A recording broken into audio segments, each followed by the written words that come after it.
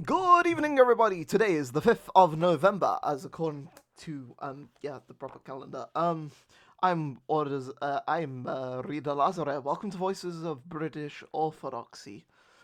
So we have two entries in the group in the book, three entries in the. Is it three or two? Three entries in the group chat, and then there's three entries on the Celtic Saints website. But I'm pretty sure it's a different one to what we see in the book. It's a different third entry. Right, so this is gonna be. I'm gonna do it this way. That's the third entry. That's the entry for That's the first entry for today. Saint Canton, also known as Canon, and he is from the 8th century. Saint Canon was Canton was the founder of Llanganton Abbey in Pwy, Wales. There is no further information on his life extant.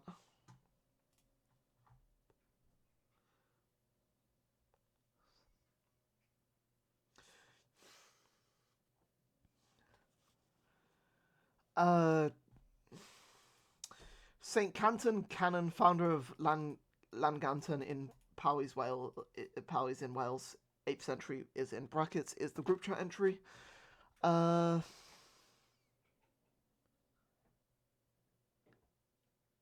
That's weird. Anyway, our next entry is Saint Keenan or Kea. So I'll probably just say Keenan, since that's probably the easiest for me to pronounce, and he is from the 6th century.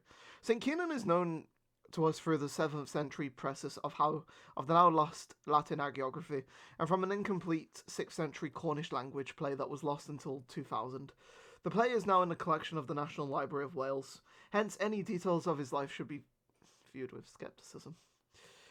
Right. Anyway, it is said that Saint Keenan was the son of King Leuddun, Al, then space, Al. Okay, wait. So it's Ludun or something like that, and then space, Luyddog of Lothian, and was a bishop in North Britain before becoming a hermit. Travelling first to Wales, St. Keenan then headed south, founding churches at Street, Somerset, and Lanky, Devon. St. Keenan finally settled at Kea in Wales, which takes its name from him. He is also believed to have spent some time in Brittany, where he is venerated as Saint Quay and may have reposed there. He has a Troparion, but we will read that after. Saint Kea K. Keenan, those two last names are in brackets, Bishop of Devon and Cornwall, brackets 6th century, a saint who gave his name to Lanky in Devon, now in England. He spent some time of his life in Brittany, where he is venerated as Saint Quay. Right. The Troparion is: Thou wast unsparing in thy holy missionary labours in Brittany and Cornwall, O holy Hierarch Kea. As thou didst make the flame of orthodox faith burn brightly in the face of defiant paganism. There we go. Pray to God for us, that we may devote our lives to confronting the paganism of our time for the glory of Christ's kingdom and the salvation of men's souls. And that is sung in the first tone. Right, that is the final entry in the book. I know there is an extra entry here. Okay, so if you want to read this while I read the final entry from the group chat, which is for Saint Kibby, also known as Kebius or Cobby, Abbot of Cornwall and Wales, brackets 550 AD. Kibby was born in the late 5th century, the son of a Cornish nobleman. Slelyf space app space Garon space app space urban. His mother is reputed to have been a sister of Saint Non, which would make Kibby a cousin of Saint David. He was raised a Christian and is said to have visited Roman Jerusalem as a young man. On his way home, he was ordained a priest by the Bishop of Poitiers, or Poitiers, if we're going to pronounce it the French way. He renounced his inheritance on his father's death and began to travel in the Celtic world. He founded churches in Brittany and Cornwall before crossing to southeast Wales with several followers.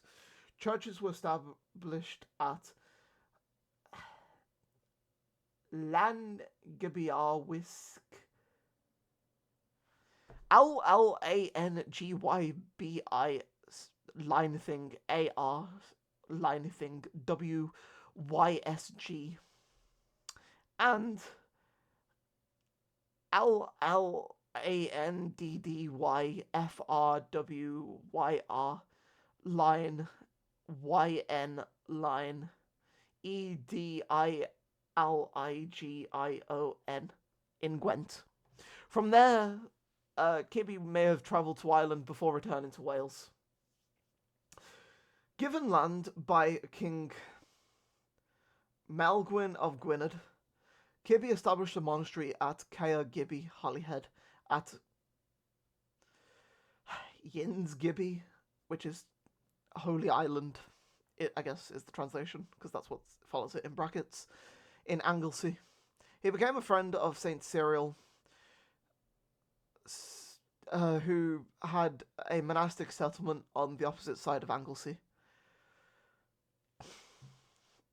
And the final entry, according to this website, is Saint Batilla of Chelas, who is a virgin martyr.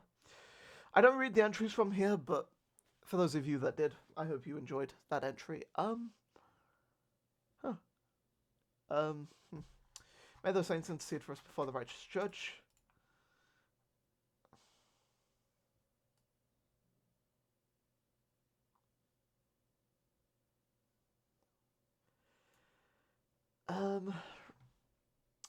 I've been Rita Laza. God bless you all, and Amen.